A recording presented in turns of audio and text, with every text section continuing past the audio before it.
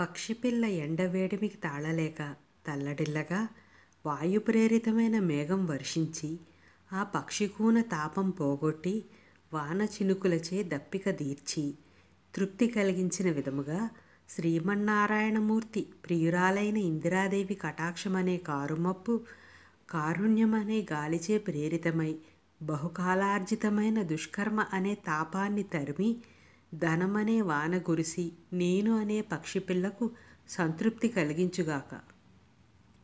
ఈ శ్లోకంలో పక్షిపిల్ల అన్న అర్థంతో పాటు బ్రాహ్మణులు అనే అర్థం కూడా వస్తుంది.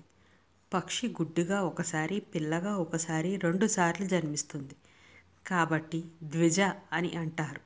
అలాగే బ్రాహ్మణులకు కూడా ఉపనయనం తర్వాత ద్విజ అని సంబోధిస్తారు. అంటే ఉపనయనానికి పూర్వం, ఉపనయనానికి తర్వాత. తాపంతో ఉన్నవారికి నీళ్ళు ఇస్తే సరిపోతుంది కదా, మళ్ళీ దయ అనే చూపుతో వేడిని తీయడం ఎందుకు అంటే, ఇప్పుడు నీవు దయ వల్ల తాపం తగ్గుతుంది, మళ్ళీ వేడి పుట్టినప్పుడు మళ్ళీ తాపం పుడుతుంది. అమ్మా, ఇప్పుడు వారికి కావలసినది ఐశ్వర్యమే కాదు, ఇప్పటిదాకా ఐశ్వర్యం పొందడానికి అడ్డంగా ఉన్న పాపాన్ని కూడా నీవు దయతో తీసివెయ్యి.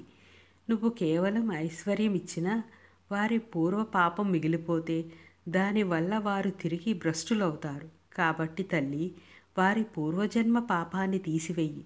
కానీ ఇవ్వడానికి పుణ్యం లేదంటావేమో, ఇదిగో నాకు దానం చేసిన ఉసిరికాయ ఇంకా నా చేతిలోనే ఉంది, అదే సాక్ష్యం.